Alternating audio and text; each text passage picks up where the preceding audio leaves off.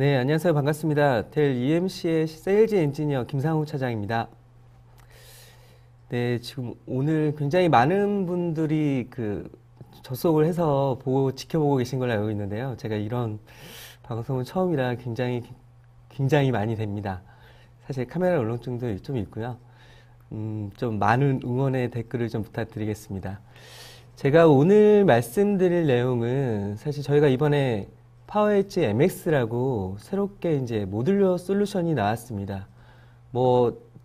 수많은 벤더들이 사실은 그들만의 이제 모듈러 솔루션을 갖고 있죠. 저희도 아시는 분은 아시겠지만 기존의 M12 블레이드부터 FS2 시스템, 그리고 이제 로보 쪽, 이제 소규모 오피스나 이런 환경을 지원하기 위한 이제 버텍스 등 이런 라인업을 갖추고 있었는데요. 이번에 저희가 키네틱 인프라스트럭처라고 해서 뭔가 좀 더 새로운 그런 신개념의 모듈러 솔루션을 새롭게 이제 라인업에 추가를 하게 되었습니다. 그런 부분들을 오늘 좀 여러분들에게 좀 소개를 드릴 거고요. 그럼 진행하도록 하겠습니다. 오늘 발표 내용입니다. 그래서 당연히 먼저 이제 파워 엣지 MX 모듈러 솔루션에 대한 것들을 소개를 드릴 거고요.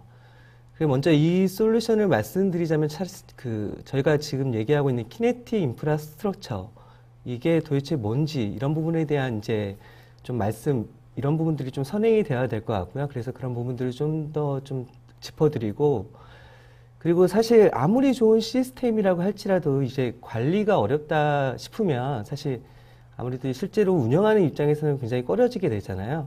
그런 부분들을 저희가 굉장히 이제 신경을 많이 썼습니다. 그래서 관리적인 측면에서도 어떤 부분들이 좀 더 향상되고 좀 더 운영을 효율적으로 효과적으로 할 수 있게끔 이제 기능이 추가가 되었는지 그런 부분들을 좀 하나하나 차근차근 좀 이 방송을 통해서 씹어보도록 하겠습니다. 씹어는 방송 용어가 아닌가요? 네. 예, 갑자기 이제 디지털 혁신이라고 나왔습니다. 요즘은 굉장히 많이 들으셨을 거예요. 그러니까 디지털 트랜스포메이션을 해야 된다, 이런 얘기들을 굉장히 많이 하고 있는데, 사실 오늘날 기업들이 사실 이제 경쟁에서 살아남기 위해서는 디지털 혁신은 이제 더 이상 선택의 여지가 없는 거죠. 무조건 해야 되는, 반드시 필수적으로 모든 기업들이 고민해야 되는 문제라고 생각을 합니다. 그래서 최신 디지털 기술 발전이 이제 점점 더 아시겠지만 기술이 계속 발전하고 이제 규제가 완화되고 이제 정책들이 변하잖아요. 그러면서 이제 계속 기존에는 생각하지 못했던 새로운 이제 경쟁자들이 등장을 하게 되는 거죠. 예전 환경 같은 경우는 보통 이제 내 경쟁 업체들이 이제 정해져 있었습니다. 시장도 정해져 있었고요. 심지어는 이제 고객군도 정해져 있었는데, 그런 부분들이 이제 이런 기술 발전과 더불어서 새로운 사업자가 등장하는 것들이 굉장히 예측하기가 어려워진다는 거죠. 고객도 마찬가지입니다. 고객들이 뭔가 나한테 적합한 솔루션, 제품 이런 것들을 선택하는 데 있어서 굉장히 많은 고민을 하게 되고요. 그러다 보니까 그에 따른 복잡성도 계속해서 증가를 한다는 거죠. 사실 이 디지털 혁신에 대한 것들을 가장 대표적인 사례를 들어보면 이게 사실 잘 아시겠어요. 장난감 제국이라 불렸던 토이저러스가 요즘에는 이제 파산을 했지 않습니까? 그런 부분들 어떻게 보면 제때의 디지털 혁신을 가져가지 못해서 그런 현상이 발생을 한 거고요. 그리고 아마존이나 에어비앤비 같은 경우는 반대로 굉장히 많은 지금 성장을 하고 있죠. 그런 부분들이 어떻게 보면 이 제때 적시에 디지털 트랜스포메이션을 제대로 했기 때문에, 수용을 했기 때문에 그런 극명한 차이가 발생했다고 생각을 합니다. 실제로 저희가 전 세계 비즈니스 리더 4,000명을 대상으로 설문조사를 했어요. 그래서 그 중에 이제 62% 정도는 이런 새로운 디지털 기술이 발전해서 새로운 경쟁업체가 시장에 등장하는 것을 목격을 했다고 하고요. 그리고 디지털 혁신을 제대로 이제 관리하고 수용한 기업의 같은 경우에는 수익률이 평균 26% 정도 상승을 했다고 합니다. 그리고 시장을 선도하는 주요 기업의 49% 정도는 좀 더 많은 금액을 이제 이 디지털 기술에 투자를 하고 있다는 거예요. 여담으로 말씀드리자면 IDC에서는 이제 디지털 트랜스포메이션이 이제 GDP에 미치는 영향을, 경제적으로 미치는 영향을 보면은 현재 한 6% 정도를 차지를 하고 있다고 합니다. 오늘날 우리의 GDP에. 근데 이게 2019년에는 25%, 그리고 2021년에는 60%까지 증가를 하게 된다고 합니다. 그러면 요즘 그러니까 현재 지금 뭐 인공지능이나 IoT나 빅데이터, 뭐 클라우드 이런 얘기가 계속 정말 요즘같이 많이 나오는 때가 없었던 것 같아요. 바로 그런 이유가 아닐까 생각을 하고요. 그리고 저희 그 비즈니스 리더를 대상으로 한 설문조사에도 또 한 81% 정도는 이제 조직이 더 이상 IT 혁신을 수용하지 않으면 더 이상 앞으로는 시장에서 경쟁할 수 없다는 것에 동의를 하고 있습니다. 그런 부분들을 보면 실제적으로 디지털 혁신이 정말로 중요하고 필요하고 우리가 반드시 가져가야 될, 그리고 고객들이 반드시 고민해야 될 부분이라는 겁니다. 이게 왜 중요하냐, 디지털 혁신이 왜 중요하냐, 그런 부분들을 먼저 말씀을 드릴 건데요. 사실 크게 IT 인프라의 흐름을 보면 뭐 여러 가지로 이제 분류를 할 수도 있겠지만 가상화 이전하고 가상화 이후 시대로도 나눠볼 수 있을 것 같아요. 그래서 가상화 이전 시대를 보면 대부분의 이제 워크로드가, 그러니까 서버당 한 가지의 워크로드를 수행하는 체계였습니다. 그러니까 대부분의 이제 엔터프라이즈의 이제 응용 프로그램 같은 경우에는, 그러니까 그런 응용 프로그램 간에 이제 어떤 상호 간섭을 통한 영향을 최소화하기 위해서 1대1 밀평을 주로 하는 구조였습니다. 근데 그러다 보니까 사실은 1대1 밀평을 하다 보니까 사실 리소스 측면에서 오버 프로비전이 되는 경우가 굉장히 많았어요. 왜냐하면 일단은 뭔가 이제 스펙이나 이런 것들이 사양이 부족해서 불안한 것보다는 이제 안정적인 부분을 이제 추구를 한 거죠. 그래서 좀 더 스펙이 좋고 성능이 좋은 서버를 사용을 하다 보니까 오버프런이 될 수밖에 없었던 거죠. 근데 사실 이게 이제 진짜 미션 크리티컬한 엔터프라이즈 어플리케이션은 그렇게 나쁜 것들은 아니었습니다. 분명 안정적인 부분이 있었죠. 근데 대신에 비용이 많이 들게 되는 거죠. 근데 이게 가상화 시대로 넘어가게 되면서 사실은 이 가상화가 가진 가장 큰 밸류 중에 하나가 사실 이제 서버의 활용도를 높이는 거잖아요. 그래서 하이퍼바이저를 사용해서 한 대의 서버에 여러 가지 이제 워크로드를 수용을 하면서 이제 활용도가 기존에 비해 굉장히 높아졌죠. 그래서 기존에 만약에 20%밖에 쓰지를 못했다 그러면 가상화로 넘어가면서 여러 가지 워크로드를 한 서버에 집약하면서 50%그 정도 70%까지 이제 서버 활용도를 높일 수가 있었습니다. 그런데 가상화를 적용을 했다고 하더라도 보시면 이제 빨갛게 표시된 이제 부분이 있으시잖아요. 아무래도 이제 고립된 리소스가 발생할 수밖에 없는, 그러니까 리소스가 있다고 하더라도 다른 쪽에서 갖다 쓸 수 없는 그런 고립된 리소스들이 발생할 수밖에 없었고요. 그래서 뭔가 새로운 아키텍처가 필요하지 않나, 그렇게 생각을 저희는 했던 거고요. 고민을 했던 거고요. 이번에 새롭게 그래서 뭔가 기존과 다른 뭔가 효율적이고 효과적인 새로운 아키텍처를 적용한 그런 모듈러 제품군을 출시를 하게 된 겁니다. 보시면 분리를 통해 완벽하게 구성 가능한 인프라스트럭처라고 되어 있는데요. 이 부분은 사실 컴포저블 인프라스트럭처 많이들 들어보셨죠? 그거라고 이제 간단하게 이해를 하시면 될 것 같아요. 근데 저희가 내놓은 아키텍처는 기존의 컴포저블 인프라스트럭처가 뭐 완벽한 컴포저블은 사실 아니었잖아요. 그런 부분들을 좀 더 보강하고 진짜로 진정한 의미의 컴포저블이라고 이제 뭐 정의할 수 있는 그런 아키텍처를 선보인 거고요.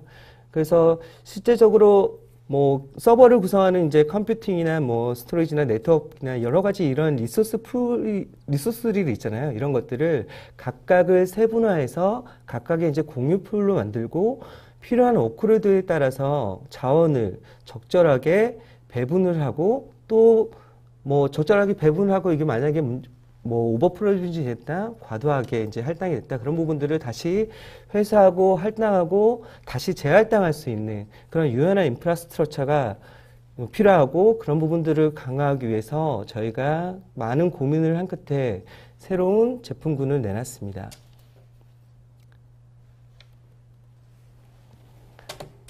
그래서 보시면 가상화 이전, 그 다음에 가상화 시대를 거쳐 앞으로 향후에 이제 뭔가 새로운 IT 인프라에 이제 필요한 부분들은 이제 컴포저블 인프라스트럭처가 필요하다는 거고요. 그게 저희는 키네틱 인프라스트럭처라고 명명을 했습니다. 사실 키네틱이란 말은 저희가 이제 붙인 이름인데요. 저희 대 EMC에서. 그러니까 키네트코스라는 이제 그리스어에서 이제 움직임을 뜻하는 말이거든요. 그런 그리스어에서 따온 겁니다. 그래서 뭔가 동적으로 뭔가 유동적으로 급변하는 비즈니스 환경에 맞춰서 비즈니스 환경은 다들 아시겠지만 굉장히 빠르게 변하고 있고 그에 따라 이제 고객의 니즈도 굉장히 다양하게 변하고 있잖아요. 그런 부분들을 적극적으로 수용하고 반영하기 위해서는 IT 인프라 자체도 그만큼 유용하고 좀 자동적으로 확장할 수 있고 그런 부분들이 계속 이렇게 민첩하게 유기적으로 돌아가는 형태가 돼야 된다는 거거든요. 그래서 그런 인프라가 바로 향후 신기술을 대비하는 그런 인프라라고 말씀드릴 수 있을 것 같아요. 그래서 델 EMC의 키네틱 인프라스트럭처는 사실 보시는 바와 같은 이제 특징들을 갖고 있습니다. 계속해서 말씀드렸다시피 뭔가 빠르고 쉽게 그리고 자동적으로 적응 가능한 그런 인프라스트럭처이고요. 사실 저희가 내는 이 인프라스트럭처 자체는 저희가 사실은 당장 오늘날의 이제 기술을 반영한 것뿐만 아니라 향후 몇 세대에 거쳐서 향후에 이제 새롭게 이제 발전되고 들어오는 신기술들을 충분히 수용하기 위해서 만들어진 그런 인프라스트럭처입니다. 그래서 굉장히 뒤에 가면서 좀 더 자세히 말씀을 드리겠지만 굉장히 뭔가 좀 미래지향적인 요소들이 많이 들어가 있어요. 그런 부분들을 좀 차근차근 뒤로 연결되면서 같이 말씀을 드리겠습니다.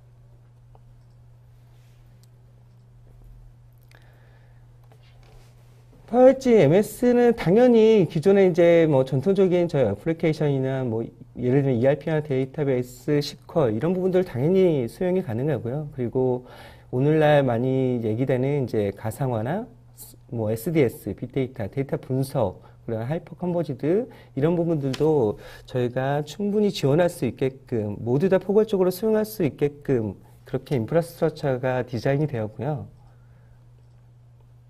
그래서 기존 워크로드와 새로운 워크로드를 통합하는 단일 인프라라고 이제 뭐 간단하게 말씀을 드릴 수가 있을 것 같아요.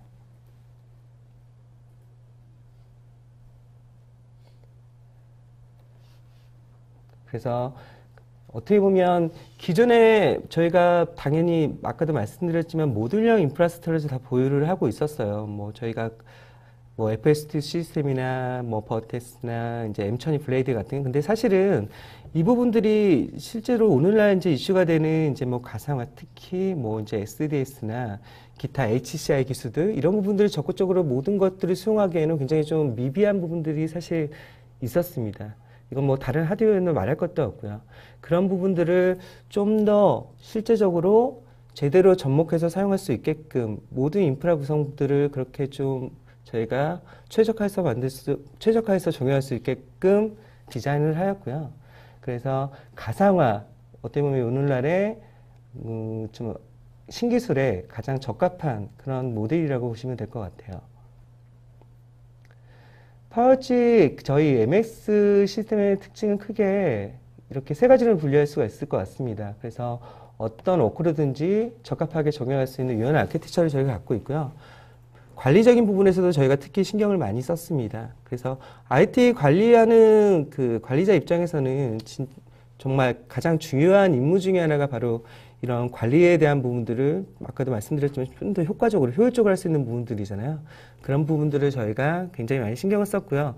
그리고 당장 지금의 워크로드뿐만 아니라 그리고 지금의 기술뿐만 아니라 앞으로 지금 계속적으로 개발되고 도입되는 기술들에 대한 부분들을 적극적으로 수용하고 바로바로 반영할 수 있게끔 그렇게 설계가 되었습니다. 그래서 당장 내가 뭔가 새로운 뭐 제품을, 새로운 뭐 아키텍처를 도입하게 돼서 기존의 시스템을 다 들어오는 것들이 아니라 기존 시스템을 유지하면서 그런 기술들만 요소에서 받아들일 수 있게끔 그런 좀 어떤 말씀드린 뭐 변화 대응 능력이 뛰어난 설계를 가지고 있고요. 파워엣지 MX의 이제 컴포넌트들입니다. 저희가 새롭게 이제 MX 7000 샤시가 나왔고요. 그리고 뭐 투소켓, 그다음에 포소켓에 이제 컴퓨팅, 이제 슬레드 옵션이 있습니다. 그리고 스토리지, 슬레드가 당연히 있고요. 그리고 이더넷이나 파이버 채널 스위치를 지원하기 위한 네트워킹 모듈들이 있습니다. 그리고 이 모든 전체를 관리하기 위한 오픈메이즈 엔터프라이즈 이제 모듈 솔루션이 탑재가 되어 있고요.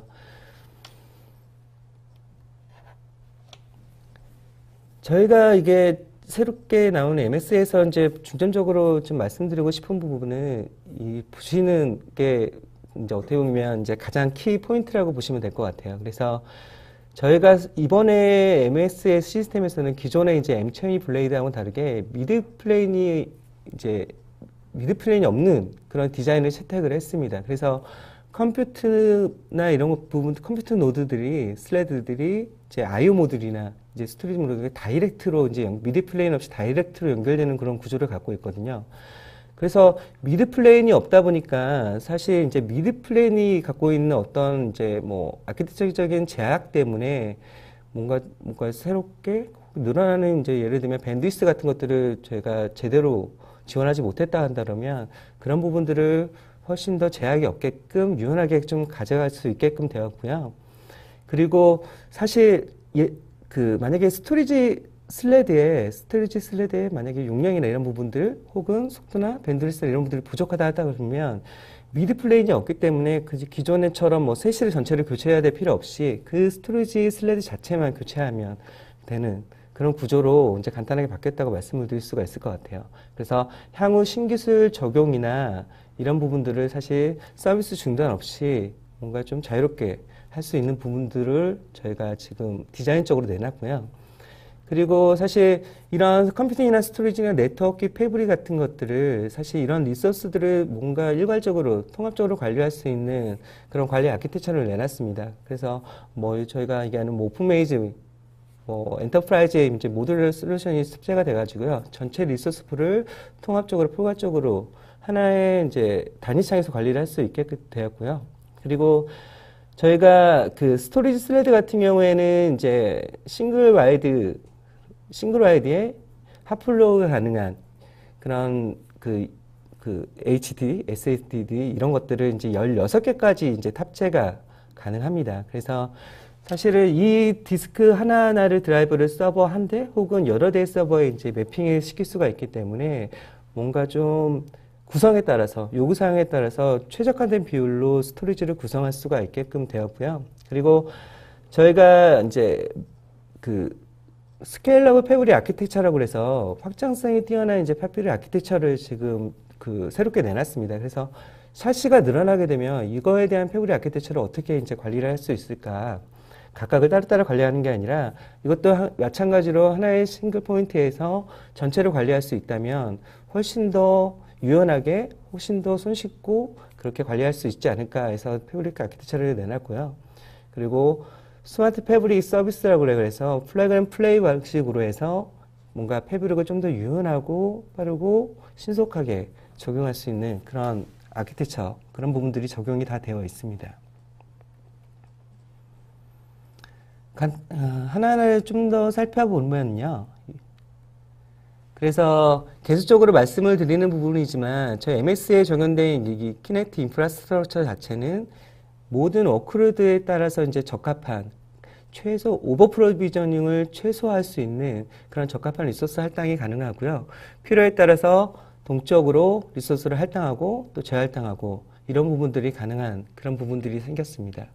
그리고 실제적으로 앞으로 보시면 실제로 네트워크에 대한 밴드위스는 점점 더 늘어나고 있어요. 그래서 저희 사실은 기존의 M12 블레이드 같은 경우는 기본 옵션을 이제 10G 밖에 지원을 못했는데 이 MS 시리즈는 기본으로 이제 디폴트로 25G 네트워크를 지원을 합니다. 그래서 현재는 50G, 100G 이상으로 확장이 가능하고요. 그런 부분들을 이제 뭔가 추후 적용될 수 있는 그런 네트워크 밴드위스를 고려해서 저희가 디자인을 했고요. 그리고 당연히 이제 프로파일도 적용이 가능합니다. 그래서 내가 다 멀티 샤시를 관리하는 데 있어서 하나의 프로파일을 샤시에 적용을 하고 이 프로파일을 다른 스탠드 샤시 쪽으로 적용해서 디플로이 할 수 있는 그런 부분들을 당연히 지원을 하고요.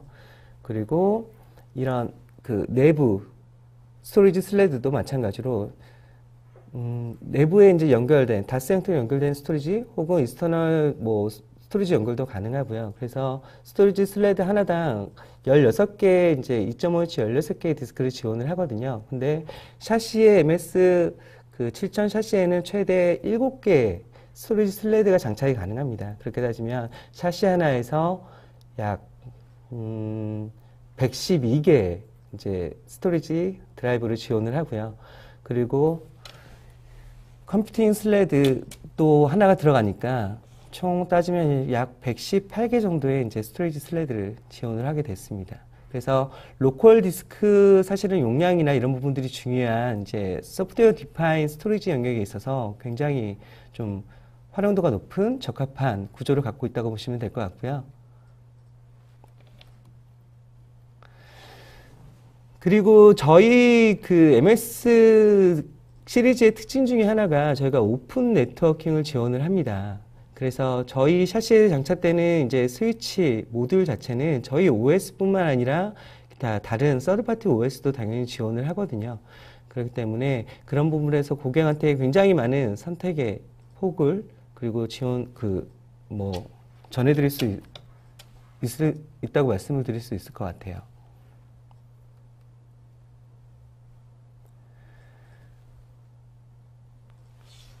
그리고 저희가 말씀드렸다시피 이제 스케일러블 패브릭 아키텍처를 지원을 합니다. 그래서 각각의 샤시가 따로따로 이제 동작하는 게 아니라 이 샤시 간을 하나의 샤시에서 그 이스탠드 샤시를 다 관리할 수 있게끔 그렇게 이제 구성이 가능하고요. 최대 이 구성은 10개까지 이제 이스탠드 샤시를 하나의 스위칭 엔진을 통해서 관리를 할 수가 있습니다. 스위칭 엔진은 일단은 저희가 FS2라는 이런 멀티 샤시 패브릭 아키텍처를 구성하기 위해서는 두 가지 모듈이 스위치가 필요한데요. 하나는 이제 FS2라고 하는 패브릭 스위치 엔진이 필요하고요. FEM이라는 패브릭 스탠더 모듈이 필요합니다. 그래서 이런 부분들을 샤시 간의 데이지 체인을 통해서 구성을 하고 하나의 샤시의 이제 엔진에서 전체 샤시의 스위치 그 컨피그레이션을 이제 전담해서 할 수 있는 그런 기능을 제공해야 된다고 말씀을 드릴 수 있을 것 같고요. 구성을 보면 이런 식으로 되어 있습니다. 첫 번째 샤시에 이제 스위칭 엔진하고 이스펜더 모듈이 들어가고요. 샤시 두 번째에도 마찬가지로 이중화를 위해서 스위칭 엔진하고 이스펜더 모듈이 들어갑니다. 그리고 이 부분들이 서로 연결이 돼서 하위 샤시, 이스탠드 샤시 쪽으로 데이지 체인 형태로 이제 구성이 되고요. 그래서 총 10개까지 하나의 이제 패브릭 아키텍처로 저희가 구성을 할 수가 있습니다. 그리고 또 한 가지 특징 중에 하나가 기존에 저희가 다른 벤더도 마찬가지죠. 그러니까 모듈러 시스템하고 렉 서버 혹은 기타 다른 스토리지나 이런 것들을 연결하기 위해서는 별도의 이제 TOR 스위치에 연결이 되어야 됐습니다. 그래서 이런 모든 그 통신은 이 TOR 스위치를 통해서 됐어야 했는데 이런 부분들이 사실은 비용하고 사실 이런 레이턴시 측면에서 사실 이슈가 있었거든요. 이슈가 있고 이제 당연히 그렇게밖에 할 수는 없었죠. 근데 이런 부분들을 저희가 사실은 MS 네트워킹에 이제 TOR이 인베디드가 되면서 사실 별도의 TOR 스위치가 필요 없이 MS가 갖고 있는 이런 스위치 포트를 활용해서 TOR 구성을 할 수가 있고요. 그래서 단위 지점에서 이 전체 렉서버든 스토리지든 모듈러 시스템이든 이런 부분들을 연결해서 쓸 수가 있기 때문에 사실 비용이나 성능적인 측면에서도 굉장히 유리한 그런 아키텍처 구성을 갖게 되었습니다. 사실 MSC 시스템은 말씀드렸다시피 이제 소프트웨어 정의 스토리지 이런 말씀드리는 특히 이제 vSAN 이런 부분들을 굉장히 특화했다고 말씀드릴 수가 있을 것 같아요. 그래서 갖고 있는 사실 이제 로컬 디스크 사실 이런 스토리지 용량도 용량이지만 내부 인터페이스 자체가 굉장히 고속으로 연결되어 있고 로우 레이텐시를 지원을 하기 때문에 이런 소프트웨어 정의 스토리지를 적용하는 데서 굉장히 최적화되어 있다고 말씀을 드릴 수가 있고요. 그리고 저희가 이제 오픈 메이지 인티그레이션 그 VMware vCenter랑 이제 통합해서 쓸 수 있는 그런 플러그인을 제공을 해드립니다. 그래서 하나의 단일 관리창을 통해서 전체 인프라를 다, 뭐, 당연히 이제 저희의 하드웨어뿐만 아니라 전체 하이퍼바이저 환경도 하나의 단일 콘솔 창을 통해서 당연히 지원을 해드리는 거고요.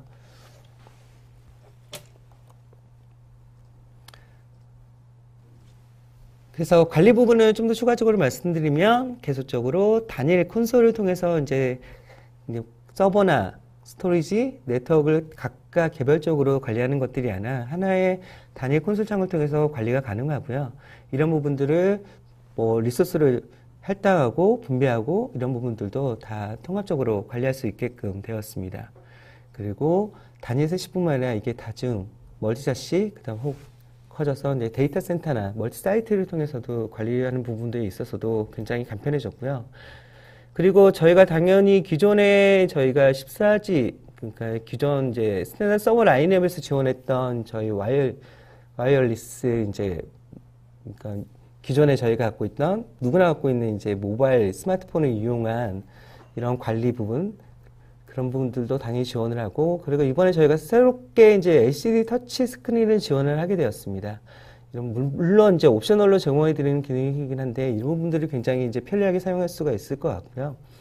그리고 뭐 퀵시프트나 저희가 이제 코럼 기능을 제공하는 서포트 어시스트, 이런 부분들을 당연히 지원을 하게 되었고요. 하고 있고요.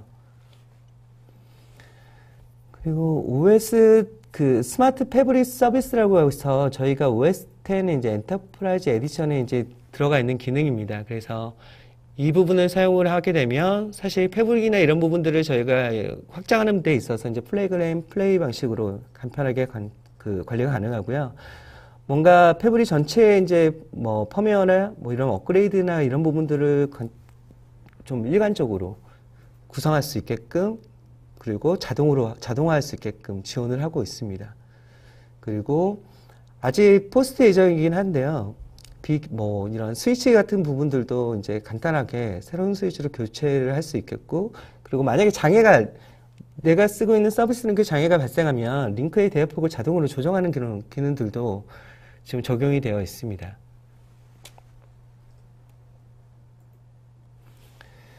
그리고 말씀드렸던 오픈메이지 엔터프라이즈 이제 모듈러 에디션이 지금 기본적으로 이제 탑재가 되어 있고요. 이 부분은 뭐 추가적으로는 소프트웨어 뭐 어떤 설치가 필요한 부분이 아니라 기본적으로 샤시 안에 이런 부분들이 인베디드가 되어 있습니다. 그래서 계속적으로 말씀드리는 모든 인프라 구성 요소, 컴퓨팅 스토리지, 네트워크, 패브릭에 대한 부분들을 통합적으로 관리하고 적용하고 배포할 수 있는 그런 기능을 가지고 있고요. 그리고 당연히 레드 PC기면 RESTful API를 저희가 지원을 하고 있습니다. 그래서 이런 부분들도 사실 뭔가 좀 더 활용도가 굉장히 높은 그런 기능을 저희가 지원을 하고, 향후에 이제 이런 관리적인 부분에 있어서도 아키텍처를 굉장히 신경 써서 만들어냈습니다. 계속 말씀 시스템 관리 부분이고요. 그래서 저희가 오픈메이저 엔터프라이즈 기본적으로 탑재되어 있는 오픈메이저 엔터프라이즈뿐만 아니라 들고 다니는 뭐 본인이 갖고 있는 모바일 디바이스를 이용한 이런 뭐 관리, 그런 부분들도 당연히 기본적으로 제공을 해드리고요.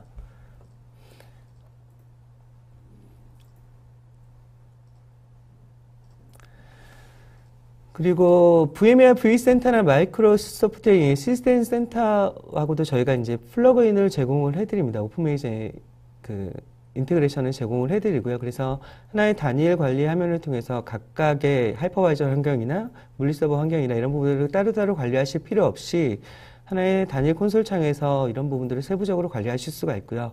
그래서 이런 부분을 통해서 이제 펌웨어를 업데이트하거나 모니터링하고, 각각의 컴포넌트를 모니터링하고, 이슈가 발생했을 때 이제 알람을 보내고 프로비저닝하고, 그리고 단순히 이제 모듈러 시스템만 제공하는 관리하는 게 아니라 렉 서버 혹은 기타 다른 이기적 하드웨어도 같이 통합적으로 관리할 수 있는 그런 기능들을 제공을 해드립니다.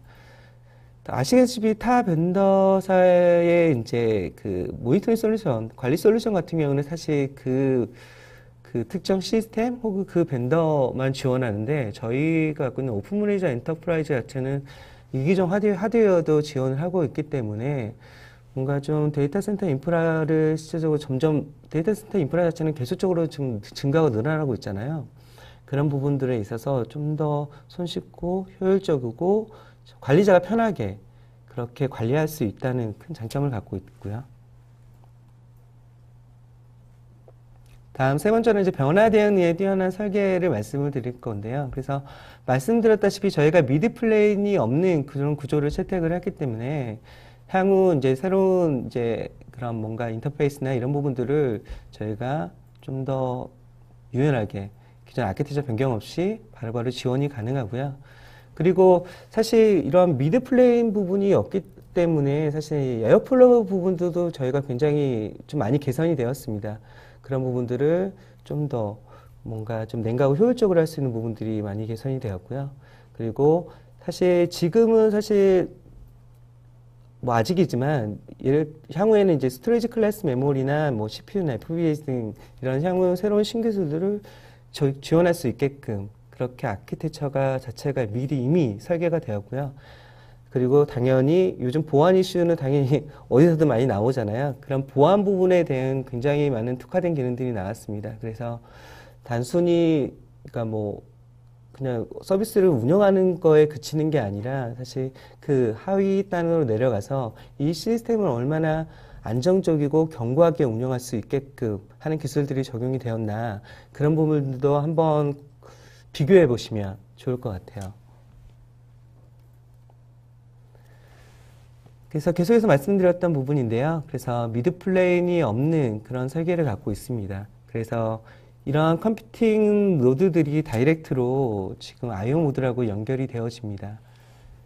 그렇기 때문에 사실 이런 예전에 미드 플레인이 갖고 있는 뭔가 그 제약사항 때문에 사실 저희가 지원하지 못했던 부분들을 지원할 수 있게끔 되었고요. 향후에 뭐 새로운 뭐 인터페이스가 나오더라고 하더라도 그 인터페이스만 교체를 하면 추가를 하면 바로바로 지원할 수 있는 그러니까 향후 이런 서비스 업그레이드나 이런 부분들에 대해서 뭐 방해를 최소화할 수 있는 간섭을 최소화할 수 있는 그런 부분들이 생겼다고 보시면 될 것 같아요.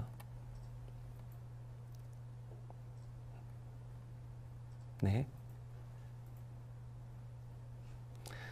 그리고 사실 그 하나의 솔루션으로 모든 전체 워크로드 혹은 요구사항들을 다 충족할 수는 굉장히 어려운 것 같아요. 그래서 저희도 사실 이런 부분들에 대한 것들을 계속적으로 고민을 했고요.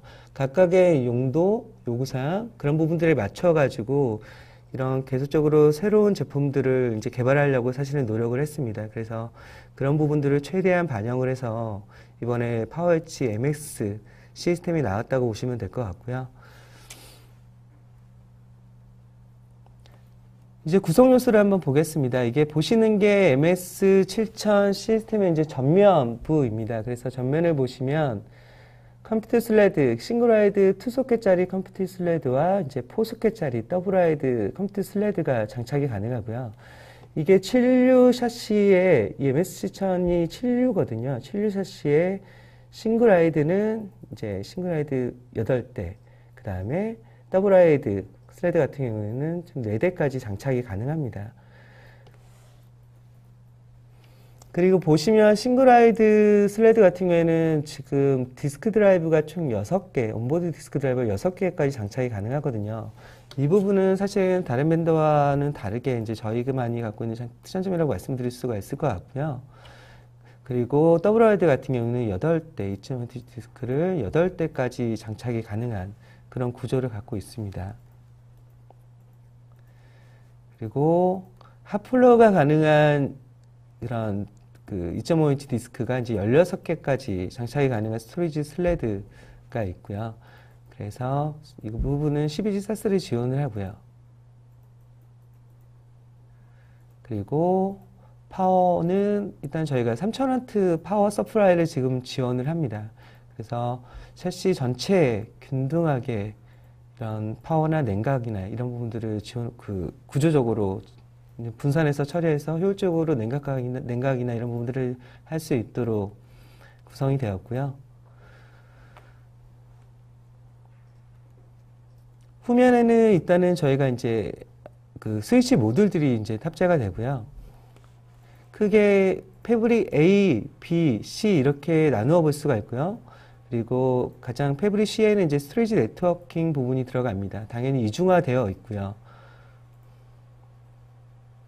그리고 패브릭 A나 B에는 일반 이더넷이나 저희가 FC52를 지원하기 위한 스위치 모듈들이 들어가고요. 당연히 이중화되어 있고요. 그리고 이런 각각의 컴포넌트들을 통합 관리하기 위한 오픈메이즈 엔터프라이즈 모듈러 에디션이 이게 액티브 스탠바이로 이중화로 되어 있습니다. 네, 파워 및 쿨링 부분이고요. 그래서 커넥션 부분을 보시면 패브릭 A 그리고 이런 이더넷 스위치나 그다음 패브릭 익스펜더 모듈, 패브릭 스위칭 엔진 이런 각각의 그런 그 지원하는 스위칭 엔진들이 서버에 다이렉트로 커넥션이 되고요. 패브릭 B도 마찬가지입니다. 그리고 패브릭 C에는 그런 스토리지 연결을 위한 사스 스위치나 5 채널 스위치들이 장착이 되는 그런 구조를 갖고 있습니다. 그리고 저희가 그 MSC전의 에이플로 아키텍처 자체가 각각의 이제 존을 별도로 구성을 해서 개별적으로 다 존이 쿨링의 냉각이나 이런 부분들을 지원을 합니다. 그래서 각각의 존이 서로 간섭의 영향을 최소화하기 때문에 향후에 뭐 새로운 뭐 인터페이스나 새로운 노드나 이런 부분들이 뭐 좀 더 서버당 요즘 계속해서 서버당 와트수가 늘어나고 있잖아요. 이런 부분들이 추가가 된다고 할지라도 효율적으로 냉각할 수 있는 그런 디자인을 채택을 했고요. 그래서 각각의 컴퓨팅 스토리지 네트워킹 이런 부분들이 저희가 모듈식으로 전달이 될 수 있게끔 지원을 하고 있습니다. 오픈메이지 그 엔터프라이즈 모듈러 에디션 같은 경우는 최대 10개 세시에 최대 80개 서버를 관리를 하실 수가 있습니다. 그리고 말씀드렸다시피 이제 RESTful API를 지원을 해서 자동화나 이런 부분들이 당연히 지원을 하고요. 그리고 터치 스크린이나 이런 단순히 이제 그런 HTML5를 지원하는 그런 웹 에디션뿐만 아니라 저희가 모바일 기기도 사용해서 지원할 수 있게끔 그런 관리적인 부분들도 당연히 지원을 하고요.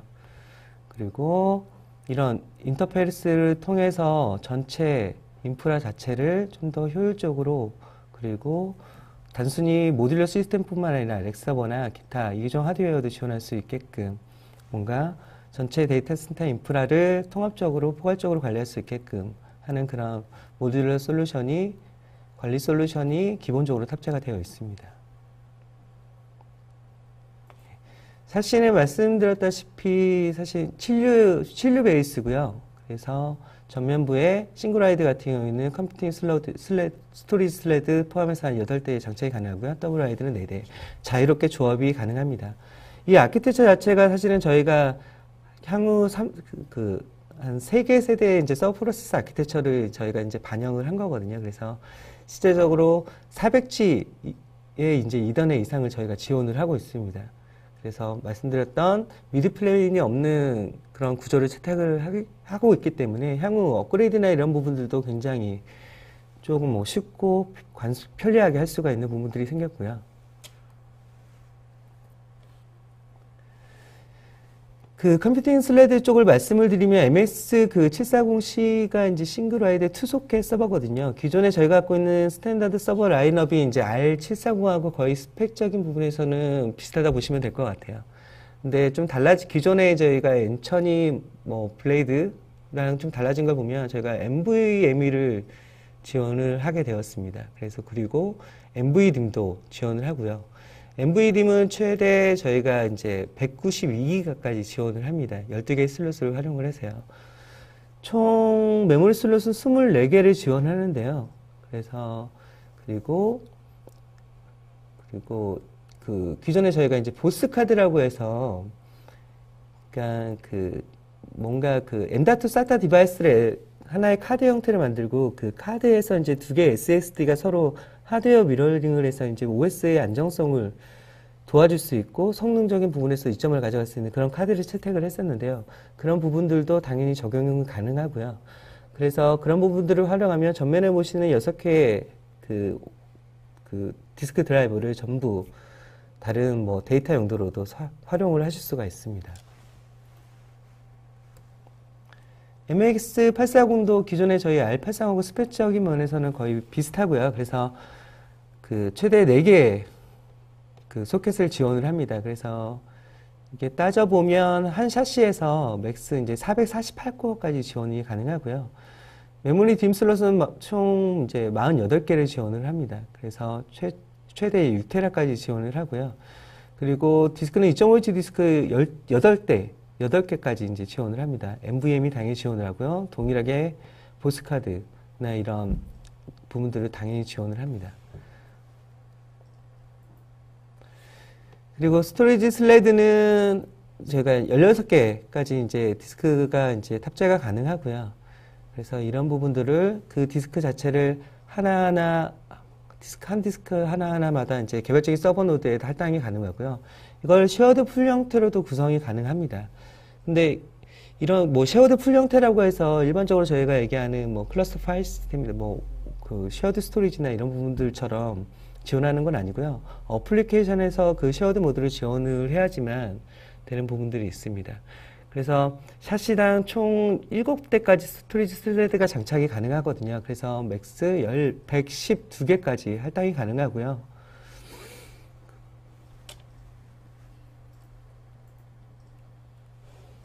그리고 100G하고 저희가 FC는 지금 현재는 32G까지 지원을 하거든요. 그래서 굉장히 고속의, 고대역폭의, 로우 레이턴시의 이런 네트워킹을 지원하는 I/O 모듈들이 여러 가지가 있습니다. 그래서 각각의 용도별로 저희가 여러 가지 I/O 모듈들이 있거든요. 그래서 뭐 이더넷용, 그리고 저희가 아까 말씀드린 스케일러블 패브릭 아키텍처를 위한 패브릭 스위칭 엔진 모듈, 그 다음에 그에 따르는 익스팬더 모듈, 그리고 FC 모듈, 이런 다양한 라인업을 보유를 하고 있습니다.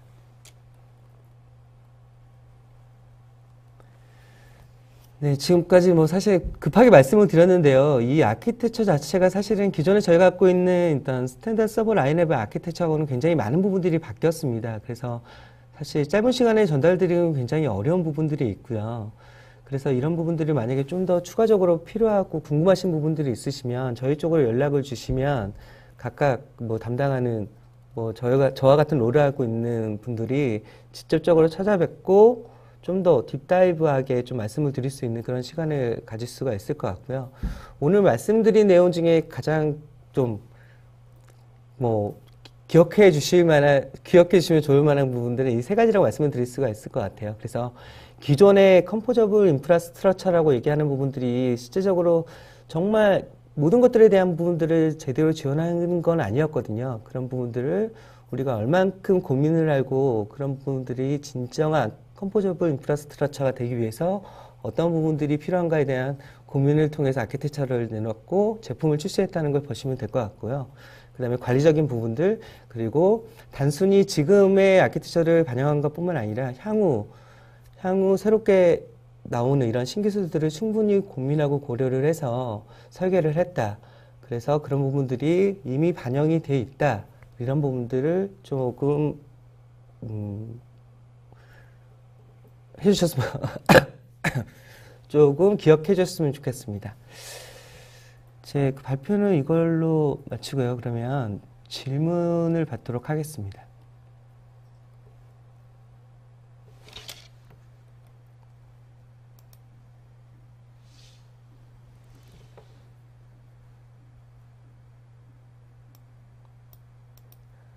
김태신님이 파워엣지 MX 시리즈는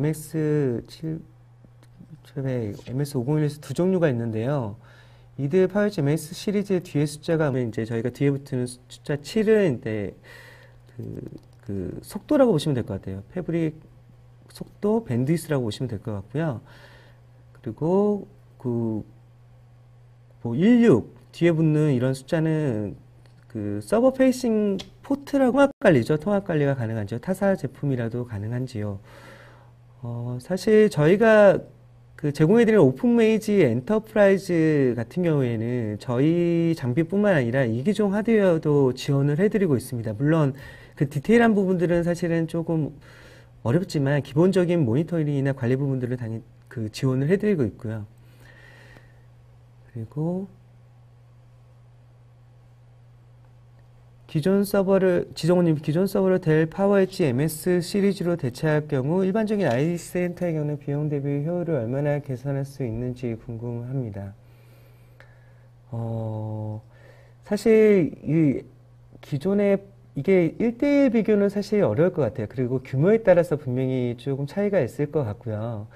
저희가 멀티세스 패브릭 아키텍처를 내놓으면서 사실 패브릭 스위칭 엔진에 연결되는 패브릭 익스펜더 모듈 같은 경우가 사실은 뭔가 제대로 TCO를 내고 비용 효율적으로 갈 수 있으려고 그러면 좀 확장이 어느 정도 규모가 좀 받쳐주면 좋을 것 같아요. 그리고 이런 부분들은 사실 대체한다기보다 만약에 향후 내가 3년 혹은 그 이상의 아키텍처를 고민을 해봤을 때 어떤 아키텍처로 가는 게 맞느냐, 그런 조금 시각에서 봐주시면 더 좋을 것 같다는 생각이 듭니다. 그리고 향후 업그레이드를 지원 가능한 라이센스가 있을까요? 355에 24 지원을 받으면 어떻게 해야 되나? 저희가 그 당연히 이제 서비스 여러 가지 이제 그 라이센스 뭐 여러 서비스에 대한 여러 가지 레벨이 있거든요. 저희가 제공하는 이제 서비스 레벨을 그 만약에 구입을 하신다 그러시면 이런 부분들도 다 당연히 지원이 가능합니다.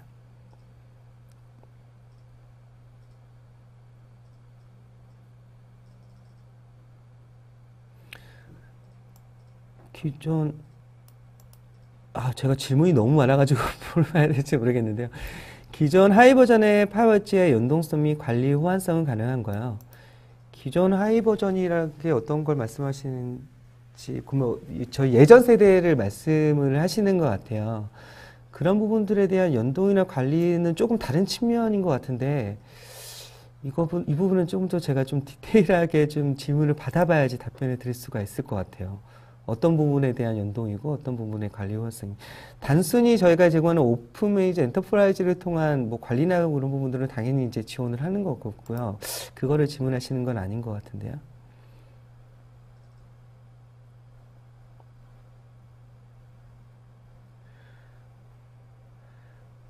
파워엣지 MS700의 에어플로우의 아키텍처의 장단점에 대해 보충 설명을 드립니다. 사실 저희가 사실은 이제 항상 이제 강조해드리는 부분들이 이제 저희가 쿨링에 대한 효율입니다. 사실 쿨링에 대한 효율을 저희가 내기 위해서 굉장히 많은 아키텍처적인 고민을 했고요. 사실 저희가 이 부분에 대한 IP를 여러 개를 보유를 하고 있어요. 그리고 지금 특히나 MS7점 같은 경우에는 미드 플레인이 없는 구조다 보니까 미드 플레인이 있기 때문에 저에게 발생했던 에어플로우의 흐름에 대한 간섭이나 이런 부분들을 저희가 최소화를 했고요. 아까도 말씀드렸지만 각각의 이제 컴포넌트별로 저희가 존을 나눴어요. 예를 들면 노드별로 지원하는 쿨링이나 이런 부분에 대한 이제 에어플로우 구간을 나눴고요.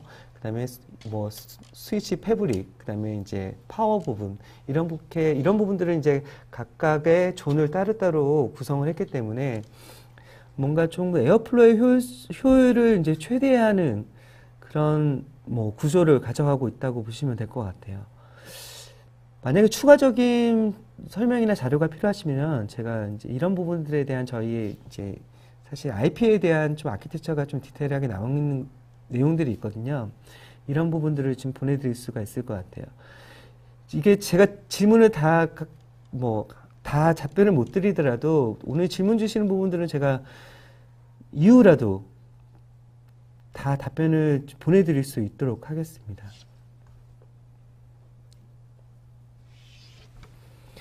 중소기업에서 하나의 서버에 다중 서비스를 지원하고 있는데 이 제품으로도 충분히 성능 발휘 가능할까요?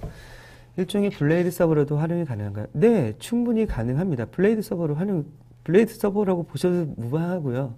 사실 이런 부분들이 차세대 저희가 인프라스트럭처를 내놓는 데 있어서 단순히 단일 워크로드만 지원하는 서비스 아키텍처를 내놓을 수는 없잖아요. 그래서 아까도 말씀드렸지만 전통적인 이런 IT 워크로드뿐만 아니라 향후 신기술을 다 지원을 하고 있습니다.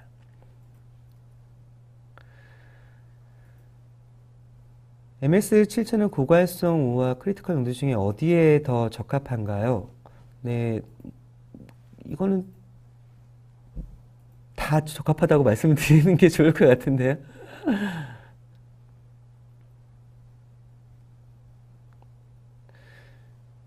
샤시를 사용하다가 1년 뒤 샤시 이르고 1년 만에 샤시 하면 추가로 설치하였으나 추후 하드웨어 워런티를 산정할 때 시기를 맞출 수 있는 워런티 패키지 서비스가 있습니까?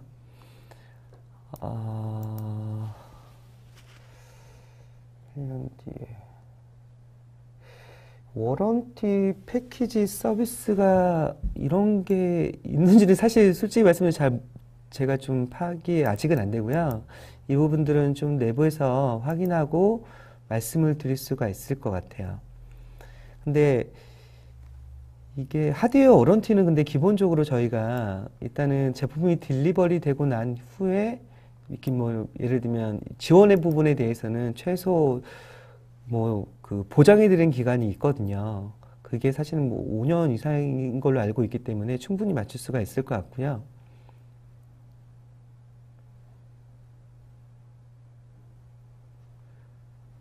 이게 질문이 너무 많은데 조금 제가 너무 위쪽에서만 본 것 같아서 밑에를 좀 보겠습니다.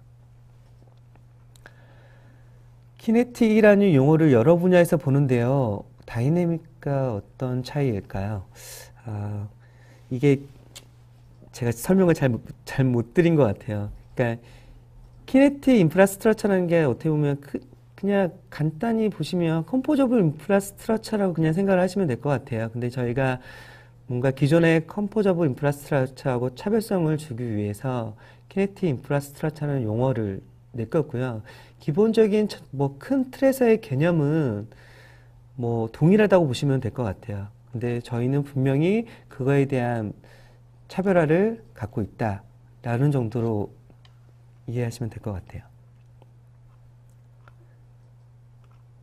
여기는 질문이 아니네요.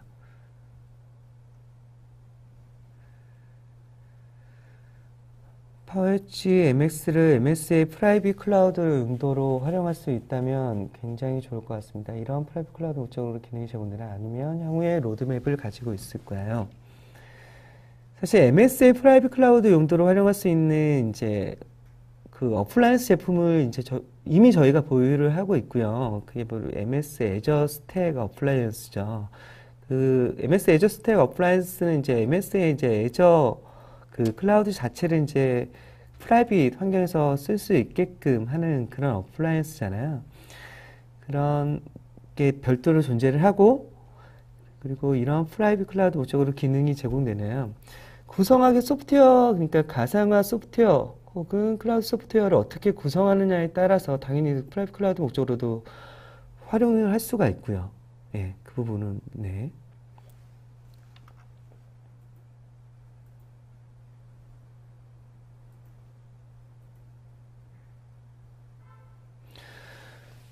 요 질문들이 있네요. 어느 정도 규모가 있는 회사 내부 보안 문제 무척가닥 퍼블릭 클라우드 사용에 난색을 표하는 경우가 많습니다. 하이퍼 컨버지드 시스템에서 온프레미스 IT 인프라를 기반으로 하는 클라우드 구축이 가능할까요? 프라이빗 또는 하이브리드 클라우드 환경으로 확장. 바로 전에 답변이라고 조금 이어지는 것 같은데요. 실제적으로 시스템은 이제는 어플리케이션, 그러니까 새로 나오는 어플리케이션이 요구하는 기능들을 다 수용하고 반영하기 위해서 저희가 아키텍처를 고민해서 내놓은 거고요. 그 윗단에 상위단에 이제 어플리케이션을 어떻게 구성하느냐에 따라서 당연히 이제 말씀드렸다시피 온프레미스 IT 환경의 클라우드 구축도 당연히 가능하겠죠. 소개해 주신 제품군이 점점 클라우드와 닮아가는 것으로 보이는데 아마존과 같은 퍼블릭 클라우드와 비교해서 여러 측면에서 비교 요인을 강조한다면 어떤 게 있을까요? 아마존도 기업에 특화된 서비스군이 있거든요. 확장성 측면에서 아마존과 비교할 바가 아니라서요. 비용만 가지고 이야기하기에는 다른 측면이 있지 않을까 싶습니다. 사실 뭐 당연히 이제 아마존이나 뭐 기타 다른 이제 퍼블릭 클라우드 서비스에서 제공하는 사실 이런 그 서비스의 모델 이런 부분들이 사실은 굉장히 저희가 얘기하는 이제 MS하고도 굉장히 닮아 있다고 보시면 될 것 같아요. 예를 들면 동적으로 사용자가 필요한 리소스를 할당을 하거나 뭐 또 회수하거나 이런 부분들이 굉장히 이제 민첩하고 자동화되어 있다는 특징을 갖고 있다는 거고요. 그리고 근데 이 부분들은 저희가 어떻게 보면은 좀 관점을 달리해서 보셔야 될 것 같은 게, 일단은 아마존의 클라우드 서비스는 그들이 개발한, 어떻게 보면 그들이 개발한 어플리케이션, 그리고 그들이 지원하는 이제 각각의 이제 서비스에 특화된 부분들이 있다고 한다면, 저희는 이제 아키텍처 관점에서 뭐 좀 더 접근을 한 거고요. 그리고 기존의 레가시 아키텍처, 기존의 그냥 레가시 스탠다드 서버가 갖고 있는 아키텍처가 아니라, 향후에 뭔가 계속해서 말씀드리지만 향후에 계속적으로 적용되고 필요한 그런 기술들, 신기술들을 좀 더 손쉽고 빠르게 기존의 아키텍처의 변경 없이 적용할 수 있게끔 그렇게 그런 부분들에 포커싱을 해서 나온 제품이기 때문에 뭔가 서로 이제 포커싱을 하는 그런 측면이 좀 다른 것 같아요. 저희는 당연히 이제 하드웨어 벤더니까요. 그런 부분이 좀 다른 것 같습니다.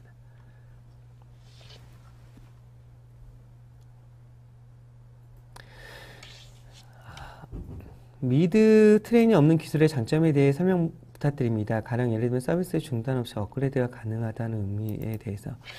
사실 그 미드 플레인이죠. 미드 플레인이 있게 되면 사실 미드 플레인이 갖고 있는 제약사항이 있을 수밖에 없습니다. 그런 부분들이 있기 때문에 내가 사실 예를 들면 저희가 텐지 기존에 M1000이 블레이드가 이제 미드 플레인이 있는 그런 구조잖아요. 그래서 텐지 인터페이스까지 지원을 하는데, 만약에 그 이상의 저희가 인터페이스를 이제 지원할 수 있는 이제 부분들이 없었어요. 왜냐하면 미드 플레인이 갖고 있는 그런 제약 사항 때문에.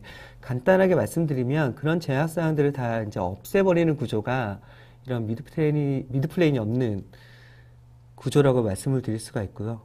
그런 제약사항이 없다 보니까 당연히 이제 만약에 내가 뭐 좀 더 네트워크 밴드위스가 필요해.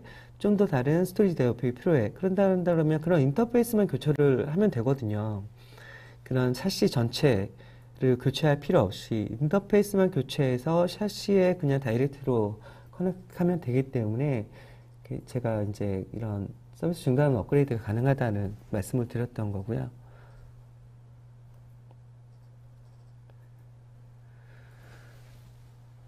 네, 컴포저블 인프라와 비슷한 개념으로 보셔도 됩니다. 단지 저희는 사실 기존에 이제 컴포저블 인프라라고 얘기하는 부분들은 사실 간단히 말씀드리면 네트워크에 대한 사실 뭔가 좀 한계점들이 있었어요. 뭔가 뭐 계속적으로 이제 늘어나는 네트워크 밴드위스를 커버하기 위한 아키텍처적인 분명히 제약점이 있었기 때문에 그런 부분들을 저희가 좀 더 뭐 새로운 개념으로 새로운 우리가 진정한 컴포저블이다라는 새로운 의미에서 키네틱이라는 용어를 어떻게 보면 마케팅 용어라고 보실 수도 있는데요. 예, 마케팅 용어죠. 그렇게 좀 내놨다고 보시면 될 것 같고요.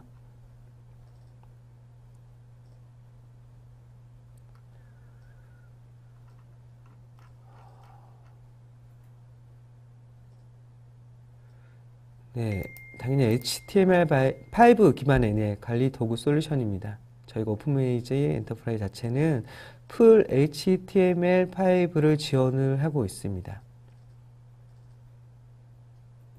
스트리스, 그다음 VMware 하이퍼V, 그래서 다양한 하이퍼바이저를 선택을 할 수가 있는지요. 뭐 제니는 VMware 하이퍼V든 다 사용이 가능하시고요. 사실 그 아크로폴리스 이게 맞죠? HP 아크로폴리스 하이퍼바이저 같은 경우에는 좀 확인이 필요할 것 같습니다. 네, 이건 지원이 안 되는 게 맞는 것 같고요. 그죠?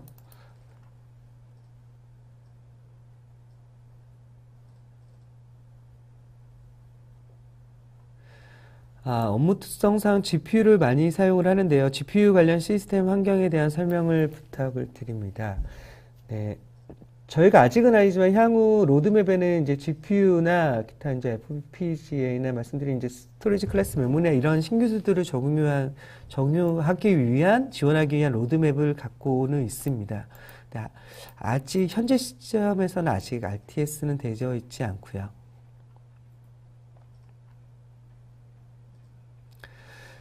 프로모션 관련해서는 네, 저희가 따로 연락을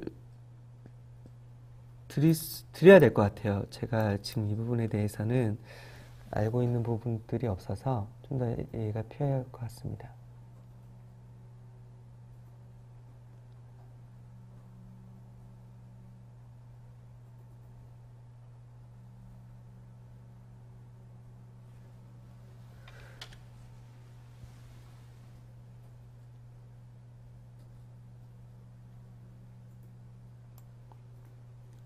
그리고 API로 제공되는 기능이 어디까지인가요? 일단은 사실 그 일반적으로 GUI로 제공되는 기능 이상의 이제 그런 기능들을 포괄적으로 이제 API를 통해서 제공을 해드린다고 보시면 될 것 같고요. 이런 부분들이 추가적으로 좀 필요하시거나 궁금하신 부분들은 저희가 이제 문서로 제공을 해드릴 수가 있을 것 같습니다.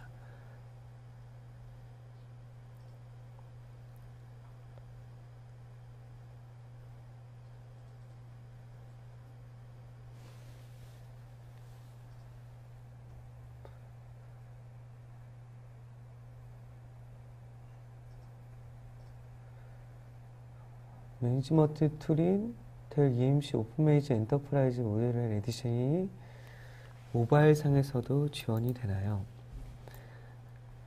그냥 따로따로 보시면 될 것 같아요. 모듈 에디션이 있고 모바일에서 지원하는 저희 그 모바일 그 관리 기능이 또 따로 있고요.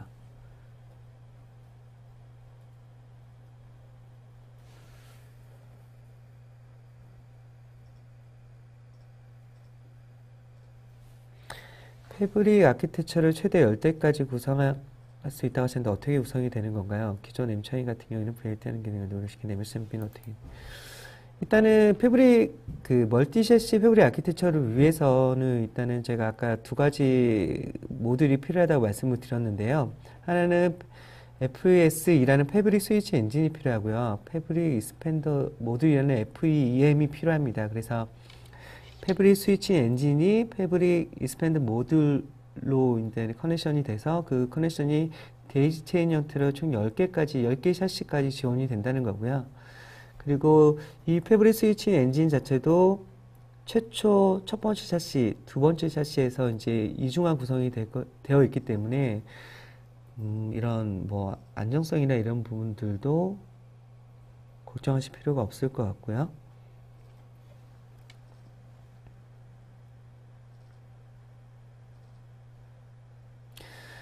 스위치가 인베디드 되었다고 하시는 제품 구매 시 스위치 성능도 선택적인가요? 네, 스위치는 아까도 말씀드렸지만 저희가 여러 가지의 이제 스위치 이더넷이든 5 채널이든 모듈들을 부여를 하고 있고요. 각각의 이제 필요 사항에 따라서 적합한 스위치 모듈을 선택을 하시면 될 것 같아요.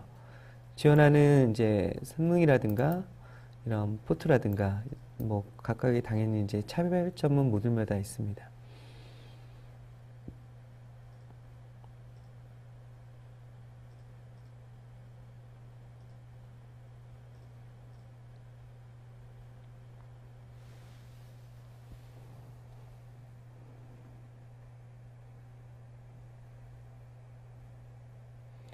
파워엣지 MX는 기존의 블레이드 서버와 비슷하면서도 좋은 것 같습니다. 궁금하시는 델 제품 중 파워엣지 R740을 단독으로 사용할 때와 동일한 성능을 내기 위해서는 루미너스 모듈을 몇 개 정도 사용해야 하는지요?